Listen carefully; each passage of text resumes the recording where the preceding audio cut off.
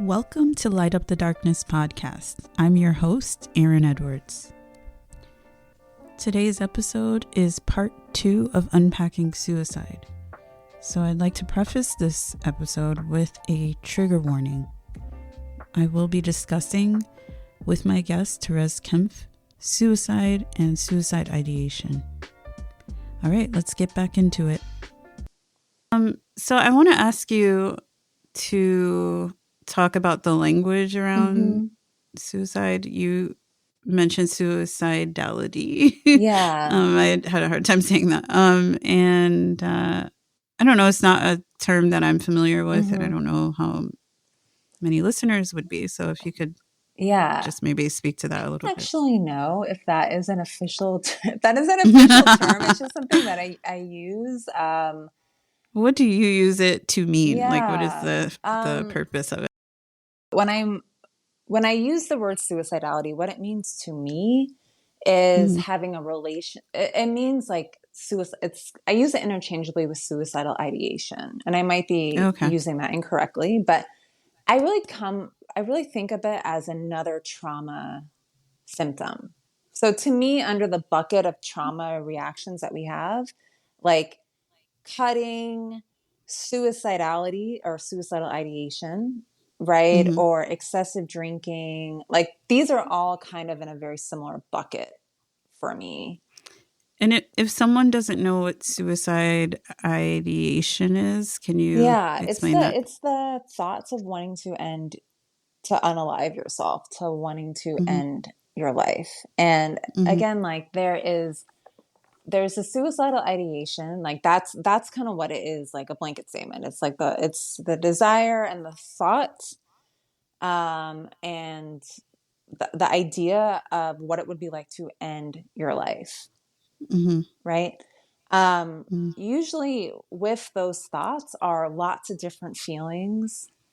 And, as trauma therapists, we try to get down to like the feelings and the functionality, like what function is this serving? And if you keep kind of unpacking the layers, usually you get down to, I want to take away the pain. And I think kind of what you had said with your sister, I think it's for some folks, it's like, there literally is no way out. I can't see anything else. But there's also, from our experience at the clinic, a lot of folks, like, they will say I want to end this pain as a result of my trauma. And, with that is something that we can try to work with, Yeah. So back to this idea of being in so much pain. I feel like I've experienced depression. I've never been diagnosed, but I do feel like I've experienced depression. People use the word depression a lot when it probably isn't technically depression, and folks will say, I've been really sad, or I've been depressed. I've never felt like I wanted to end my life, and they just can't understand getting to that point. And I don't think saying that you've been sad is equivalent to what the feelings are of someone with suicide ideation. Like I think it's different, but what I agree. I agree. And I also think that there's kind of layers of this, right? I think that like most people at some point in their life have had really difficult feelings where they have pondered and wondered, if I wasn't here, maybe things would be easier. Right. I literally like find me someone who's never had that thought, right? Like I think that is not a super uncommon thought. But I think that like what I'm talking about for folks that are really kind of maybe seeking help because of these thoughts, or they have PTSD and they're a trauma survivor, and suicidal ideation is a very strong symptom that they're dealing with that's causing them a lot of distress. I think that to me is definitely different in the sense of like this is continues to pop up as an option for them. And sometimes it can be intrusive, right? There can be intrusive Mm-hmm. thoughts of, I want to hurt myself. I want to hurt myself, right? Yeah.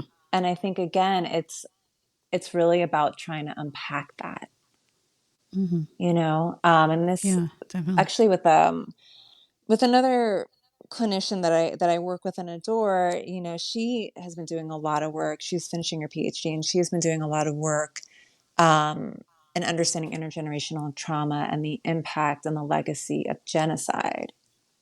Mm. And she has done some work on different populations where there's actually like children that commit suicide in packs. And Oh she was man. saying that a lot of that is related to some of the like implicit memories and the legacy of genocide that's been Mm-hmm. passed on epigenetically and et cetera. So I just think that there's so many. Oof. I mean, that's a lot, right? That's a Mm-hmm. lot, but there's Mm-hmm. so many nuances to this. So yeah, I think when we're talking about suicidal ideation as like a very distressing symptom that people are coming to therapy to seek, or people are calling a hotline to seek, to me that is Mm-hmm. very different than someone being like, I'm sad, Mm-hmm. or I'm dealing with a bout of Yeah. depression, Yeah. right? Yeah. I agree. So,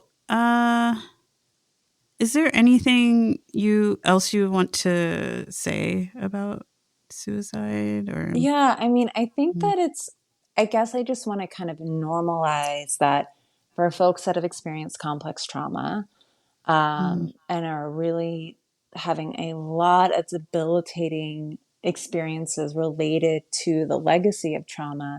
If someone has suicidal ideation or thoughts of wanting to end their life, and or if you unpack that, it's like wanting to end this pain because it's intolerable. I want to normalize that and like let people mm-hmm. know that like there is treatment for Mm, that. Like mm-hmm. therapy, in addition to a lot of other things, like can be really, really helpful, Mm-hmm. to Yeah. really have someone who can like understand what you're going through, bear witness, hold space with you, walk you through this process. And so you're not alone, Yeah. you know?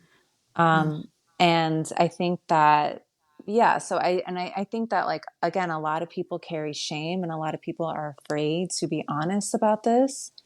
Mm-hmm. And, like I think within the therapeutic space, like that is the place that you can, ideally Mm-hmm. talk about this without shame or judgment. Exactly. Yeah. Hmm. What are some other ways you mentioned other Yeah. outside of therapy? Some other ways to like deal with your trauma. Yeah. I mean, I think that, trauma is really like a physiological phenomena. It impacts the body because your body is Mm-hmm. usually the scene of the crime. Right. So like therapy is one aspect of it, but somatic practices, really trauma impacts the nervous system and it sensitizes the nervous system, so it puts people in a state of fight or flight a lot, Mm-hmm. or hypoarousal, like those like deep feelings of despair, depression, like Mm-hmm. kind of dysthymia, um, all those things. Like we have to kind of work on that through a body-based approach. So um, any kind of movement practice is really helpful. Like breath, movement, and touch are three of the pillars of healing the nervous system and recalibrating the nervous system. Mm-hmm. So body-based practices, trauma therapy has a somatic practice is really important because we also have to kind of like move some of the trauma through our body.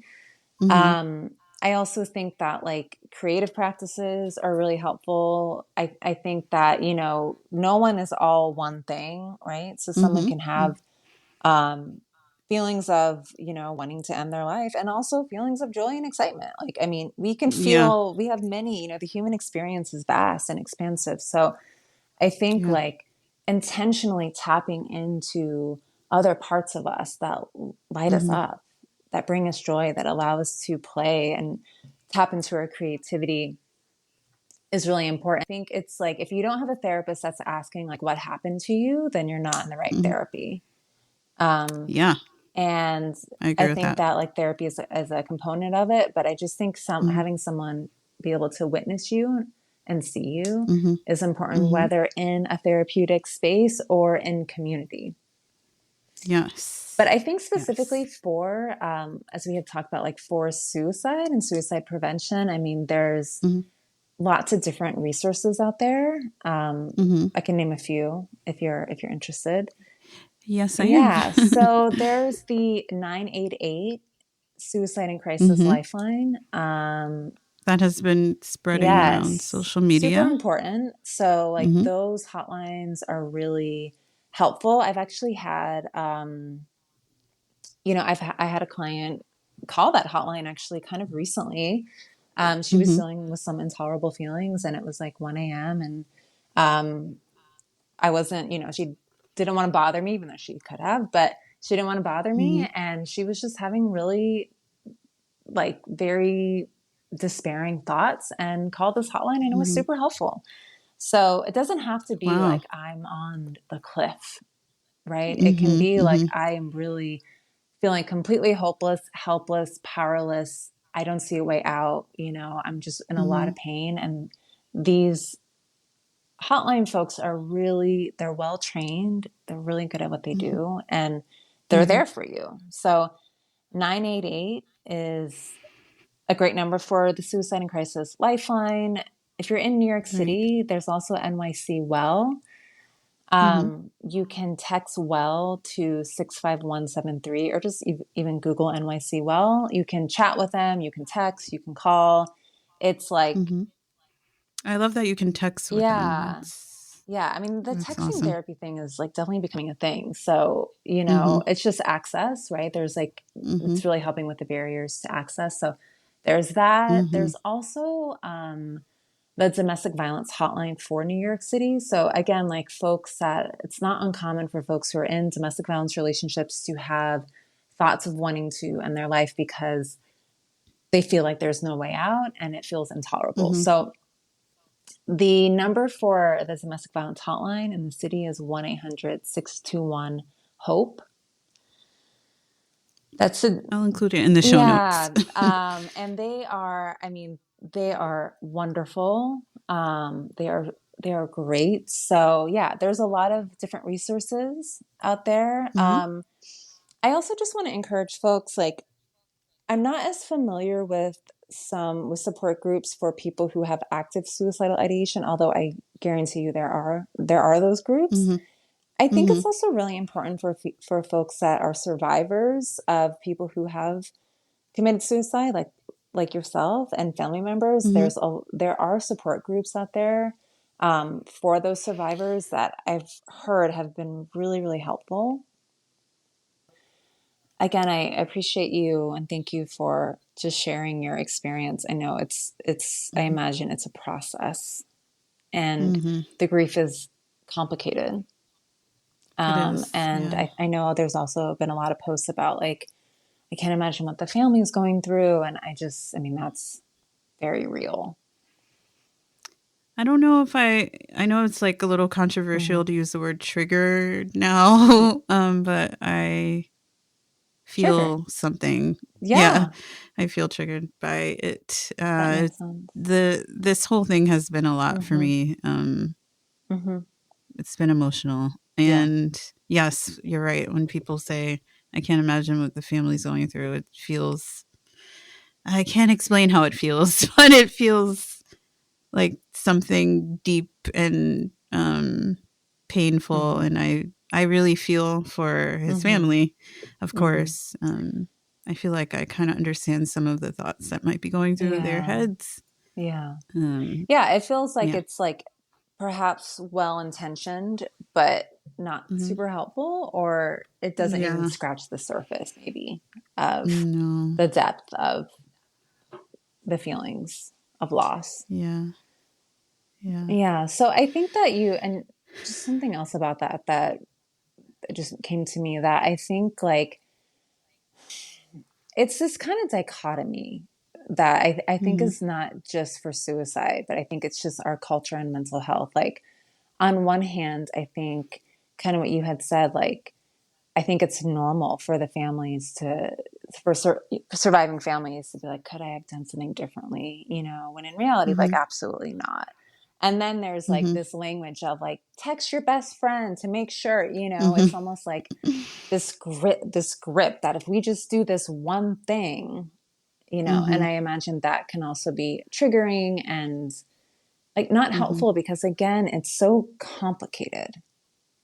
One thing that I feel very strongly about when it comes to not necessarily just having a loved one dealing with suicide ideation, but any mental health challenges, like I think something that can be helpful is not judging them and listening and really listening and not like,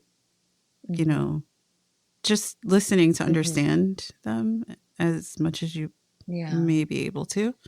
Right. And being consistent with that, genuine. Yeah. But I think that's also why, if you are living with someone or love someone that does deal with suicidal ideation, I think it's important for you to have support too.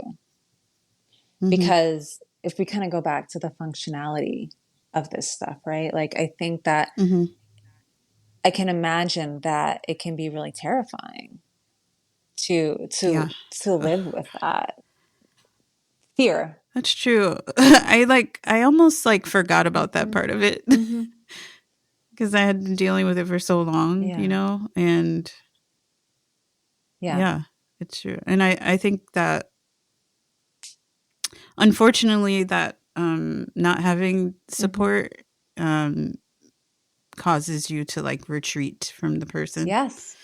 And then that comes with its own like barrage of guilt. Right. And I think that is the thing that we don't talk about enough of like, what is the experience like living with that fear, right? And that hypervigilance and the complicated feelings you have towards that person, perhaps, right? Like, because again, like as a family member, you can do so much. You only can do so much, Yeah. Yeah. Okay. Well, I think we can wrap it up now. And are there any takeaways you want to leave us with today about suicide and suicide prevention, perhaps? I mean, that we can end I things think that this is like one of the hardest like experiences, lived experience, survivor experiences that we can have as humans. And I think we really need support, whether you're experiencing this on your own, whether you're having suicidal ideation on your own and you have thoughts that you're confused about or scared of, or just feel like, maybe I should see someone about this because I'm having these thoughts, or you're a family member. I mean, I think it's very nuanced, and I think that folks should seek support because there are a lot of resources to just help navigate this, help you build a relationship with that, and help you also deal with the intolerable pain that's oftentimes underneath someone wanting to end their life. Well, I just want to thank you for having this conversation with me and agreeing to do it and such a quick turnaround. Thank you for having me and for sharing space and for being so vulnerable also yourself. I guess I just want to wrap it up and say that I created this podcast because of someone I loved who did die by suicide, and it's a very important and deeply personal subject matter. And I hope that us talking about this today reaches someone who didn't really have an understanding and now has a little bit more of an understanding about it, and can go out in the world and be more empathetic and sensitive to those around them. So. Absolutely. More empathy in this world. That is the takeaway. Yes, please. All right. How you doing? I know that was a tough conversation for me personally, and for most people. It's hard to talk about suicide, but it's such a necessary conversation right now in order for us to get a better understanding and employ these tools of prevention that Therese touched on. If you want to learn more, look at the show notes. There are resources there for those who are struggling with suicide ideation and need someone to reach out to. There are group resources for survivors of loved ones that have died by suicide. And just any other information you want to know, go to the show notes. And finally, we're going to end this episode with a mindful moment from the beautiful Hakeem, who graced me with their presence on episode 5, season 2, episode 5, where we talked about spiritualism, spirit care, and our ancestors. And it was one of my favorite episodes of this season. And we're going to get into that with them. So, Hakeem, take us out. Peace and blessings, everyone. My name is Hakeem Pitts, and I am a coach and cultural worker and spiritualist. And today, I just wanted to provide you a few moments of calm, of meditation, and of mindfulness. My prayer and hope is that this will provide some centering and grounding for you. So, if you are with a chair or seated somewhere comfortably, please find that and join me. Won't be too long, and I hope that this grounds you, that this supports you, and it brings some brightness and goodness to your day. Join with me.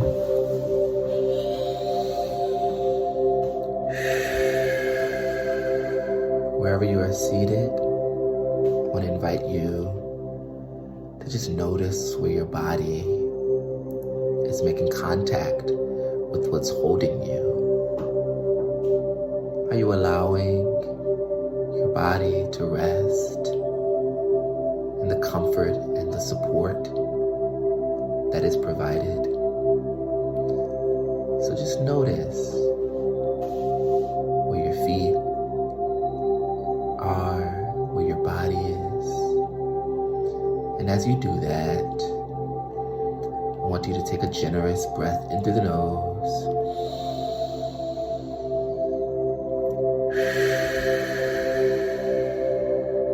And out the mouth.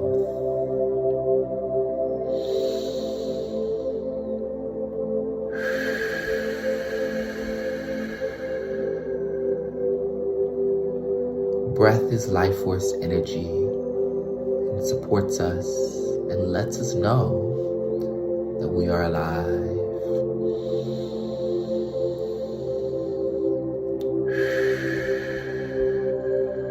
And as you breathe, I want you to notice your body, your biggest support system, your biggest anchor, helper, and protector in this lifetime.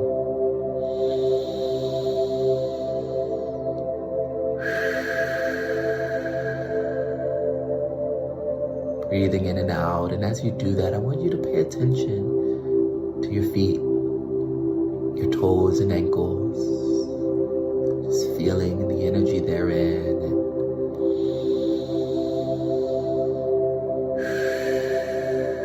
and sending breath and support there to those parts of the bodies as we come up some more to the calf muscles, the shins, and the kneecaps.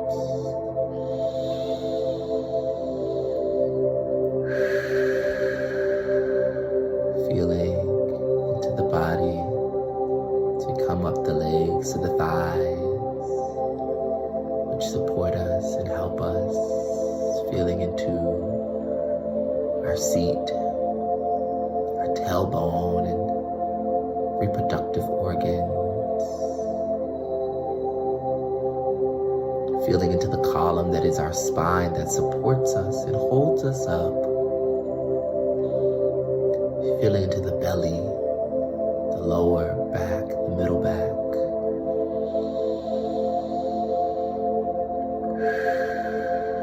into the rib cage as it expands to make more space for ourselves, more space for our breathing.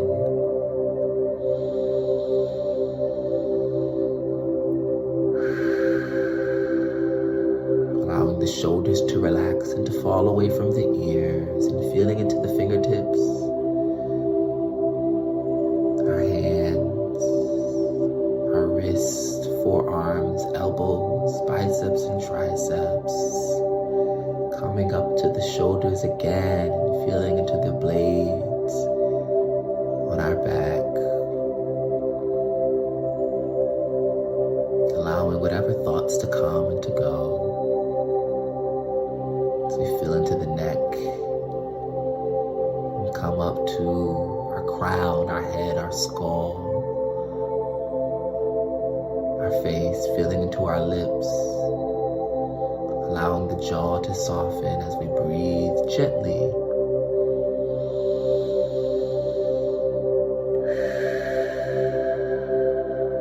Feeling into the face, allowing rest and comfort. Feeling into the ears, thinking of the space in between the brows.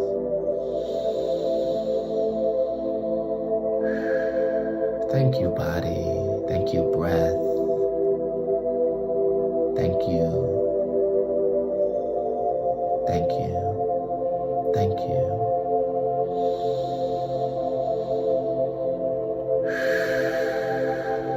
Taking more generous breath into the body, allowing the body to soften and to be centered in itself.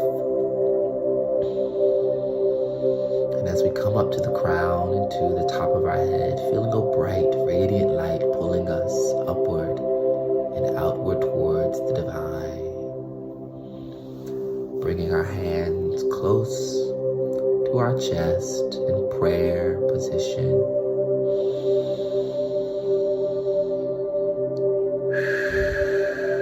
Giving thanks for this body that has carried us thus far along the way.